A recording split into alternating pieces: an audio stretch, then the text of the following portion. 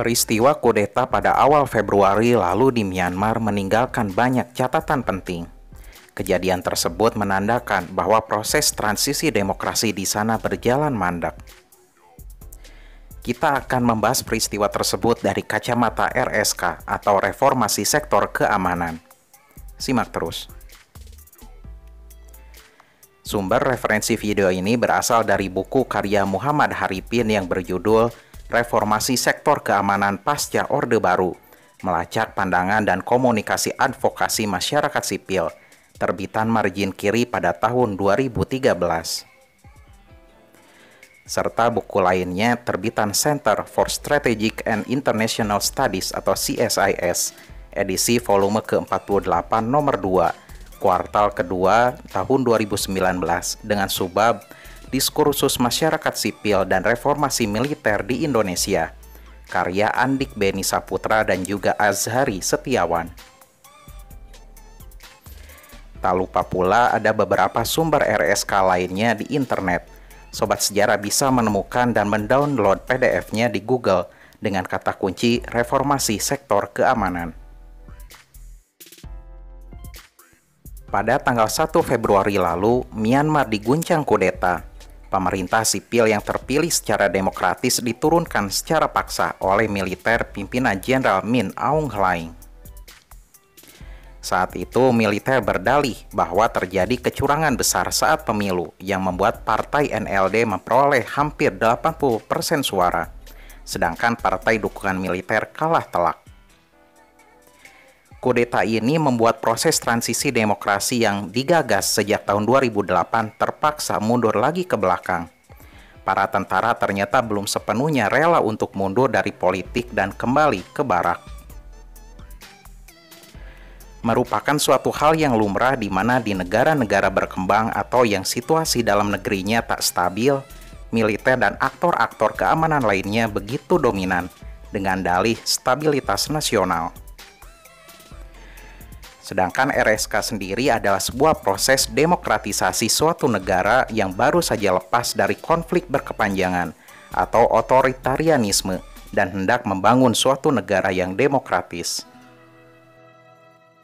RSK juga dikenal dengan istilah lainnya seperti tata kelola sektor keamanan, transformasi sektor keamanan, dan manajemen sektor keamanan, walau reformasi sektor keamanan lebih populer dan lebih sering digunakan.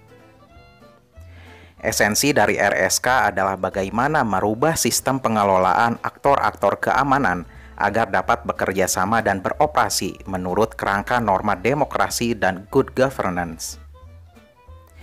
Yang dimaksud aktor-aktor keamanan adalah tidak hanya militer saja, melainkan juga perangkat keamanan lainnya seperti kepolisian, pengadilan, dan juga intelijen. Relasi antara sipil dan militer menjadi inti dari reformasi ini. Konsep RSK ini mulai berkembang pasca Perang Dingin tatkala banyak pemerintahan diktator yang bertumbangan. Hubungan keduanya kembali diatur ulang. Keistimewaan militer dikurangi, baik di Eropa Timur maupun Afrika yang baru saja lepas dari otoritarianisme ataupun konflik-konflik dalam negeri. Reformasi sektor keamanan adalah suatu keharusan demi lancarnya proses demokratisasi di negara tersebut. Menurut PBB, reformasi sektor keamanan adalah proses penilaian, peninjauan, dan pelaksanaan, sekaligus evaluasi dan pengawasan yang dilakukan oleh otoritas nasional dalam meningkatkan jaminan keamanan yang efektif dan akuntabel terhadap negara dan rakyatnya dengan memperhatikan HAM dan aturan hukum. Singkat kata, RSK berfokus pada mekanisme kontrol sipil atas aktor-aktor keamanan, terutama militer dalam kerangka negara demokrasi yang menjunjung tinggi hak asasi manusia dan juga keamanan manusia atau human security. Bila berkaca pada kasus Indonesia, kita cukup berhasil dalam menerapkan RSK. Saat Presiden Soeharto masih menjabat, para tentara tak hanya menjalankan fungsi pertahanan dan keamanan saja, tetapi juga ikut terlibat dalam persoalan sosial politik. Personil TNI mengisi berbagai posisi di kementerian, parlemen, BUMN, serta pemerintah daerah. Kita mengenalnya dengan istilah dui fungsi ABRI.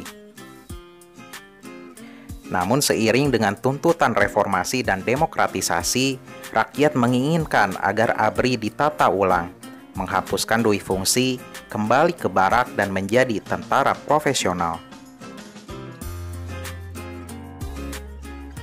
Dan hasilnya adalah para tentara kini tak lagi terlibat dalam politik praktis. Tak ada lagi faksi militer dalam parlemen atau DPR seperti di era Orde Baru, pemisahan TNI, Polri, dan juga lain sebagainya. Mereka kini netral, tunduk, dan mendukung penuh pemerintahan sipil.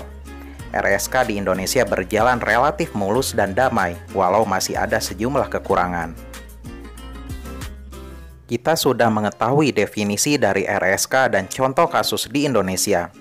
Lalu apa hubungannya antara RSK dan Myanmar? Dan sejauh apa perkembangannya di sana? Seperti diketahui, Myanmar juga dijuluki sebagai negeri para jenderal, karena sejak tahun 1962 hingga 2010, angkatan bersenjata menguasai negara tersebut. Dan ketika partai NLD pimpinan Aung San Suu Kyi berkuasa sejak 2010, mereka berusaha mengurangi peran angkatan bersenjata dalam perpolitikan negara. Walau pemerintahan dikuasai oleh kaum sipil, proses transisi demokrasi tersebut ternyata tak berjalan semudah yang dibayangkan. Sejumlah kementerian strategis masih dipegang oleh para tentara. Faksi militer pun masih bercokol dalam parlemen Myanmar.